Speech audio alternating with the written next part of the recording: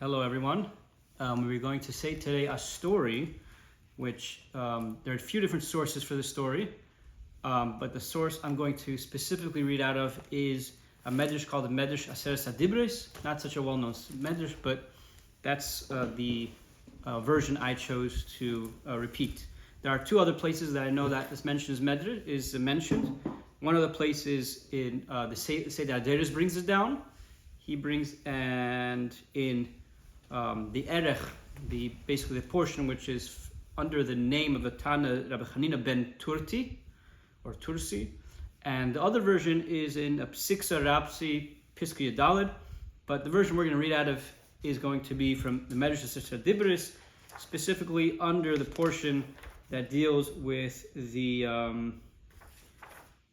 Seder Hadoros, which has to do with Shabbos, specifically Shomer Tzim and Shabbos Akatshe, because this is connected to the mitzvah of Shabbos. So the story goes as follows. There was a chassid that he had a cow, and he would use his cow specifically for plowing purposes during the days of the week. But on Shabbos, he would leave it alone, because Shabbos you're not supposed to work, you're not supposed to make your animals work as well, and therefore, like a good old Jew, he chose not to. So what happened was, over a period of time, the way the Medrash refers to him, first as a chassid, now refers to him as a tzaddik, he lost basically almost all of his properties and his wealth, whatever wealth he had, and he was pretty much left with nothing. So he decided, in order to survive, he has to sell this cow of his, which was doing a lot of his work. So he sold it to an Ovid Kechavim Umazolis.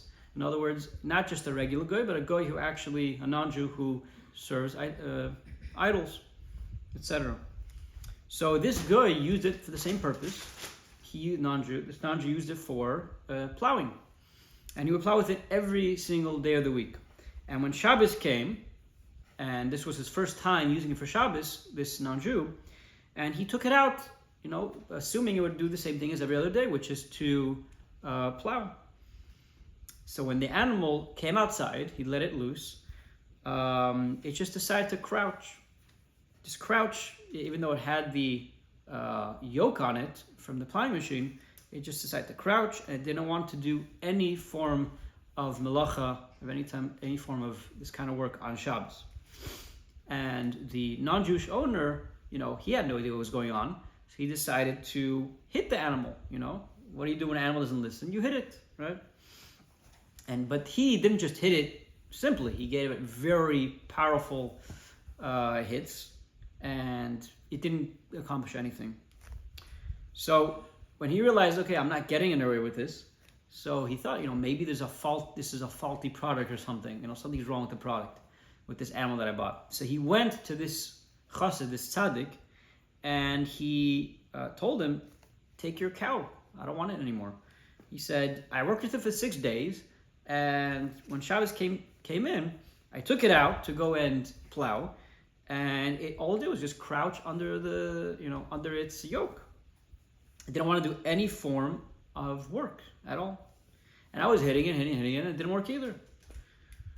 So, you gave me a faulty product. Want my money back? Take it back. So, when this tzaddik, this chassid, was hearing what this non-Jew was telling him, he understood exactly why it wasn't doing any work. Because it was so accustomed to taking one day of the week off, to resting, so this animal, it had a routine, basically. It was that simple. It had a routine. 6 days a week it was working. 1 day of the week, it just rests. So this tzaddik told him, don't worry about it. Leave it alone. I'll make sure it starts working. I'll deal with it. I know how to deal with this animal. So this chassid, this tzaddik, who originally was the owner, went up to the animal's ears, and he whispered into his ears. I'm not sure if he whispered. It doesn't say he whispered. It said he told it in his ears. It says, this is the word he used: "Oi para para, oh cow cow. When you were in my hands, you were a Shomer Shabbos, so to speak. You had to you kept Shabbos.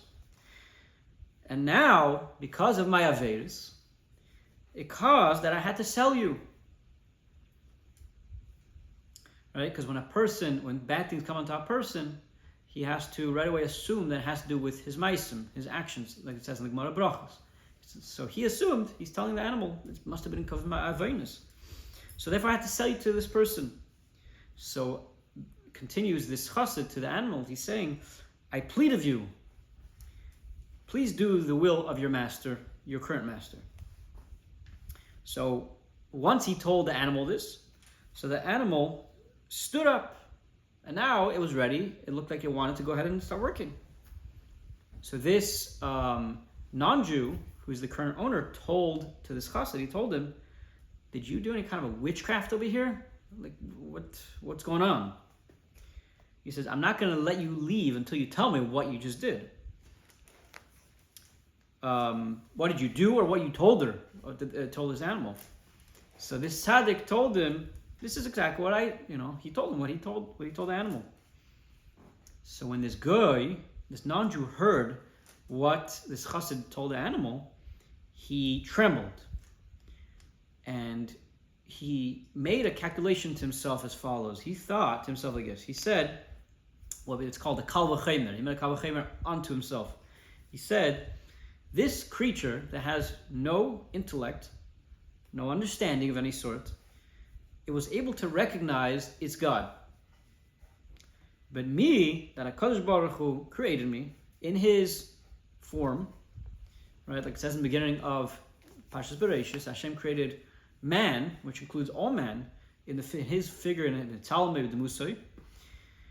And HaKadosh Baruch Hu gave me knowledge, intellect, which is part of what makes man similar to God, so to speak. He says, wouldn't it be fitting of me to recognize my Creator?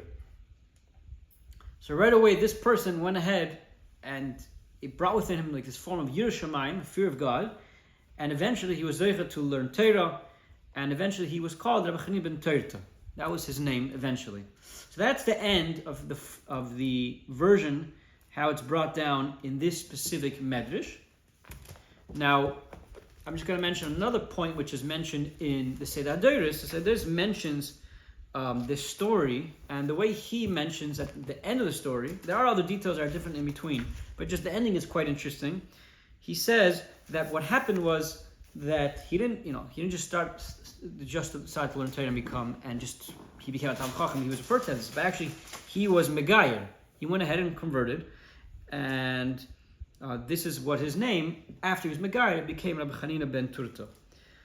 And the Seder Hadoros points out that even till now there are certain halachas that Chazal actually said in his name, and he had such a grace, and it shows you the big schus he had. Now the Seder Hadoros brings one extra interesting detail at the end, which is that he brings from, I'm not sure, he doesn't write the source for this, but he writes, quite interestingly, that Vashti was nisgalgal in that ox, and that cow that was plowing, that was sold, and this guy who was nisgayer was actually a Parsi. He was a Persian person, and he says, this is his word, he says that this Persian was Achashverosh originally. He was what we know as of Achashverosh. So this is quite interesting. I don't know the source of this, I don't have a chance to look it up, but it's quite an interesting story, but it definitely shows you the power of the hashpah that someone can have on somebody else from these small little things, that even this animal led this person to come to understanding. So let alone, hashgacha pratis, a person could come to that. But this was more clear in this story. It was more clear to him that this animal brought him to this lesson. Now he could have easily said that what caused this animal to act like this was the fact that just this was they were accustomed to. It was used to having 6 days off, 1 day on. But what really drew it to him, and that's why he pressed for it to find out, was he actually wanted to know what happened, and he realized it was just from these words that this chassid told him that affected the animal. That's what really had the hashpah on him. So, of course, we could apply this lesson to us as well. Thank you and have a good one.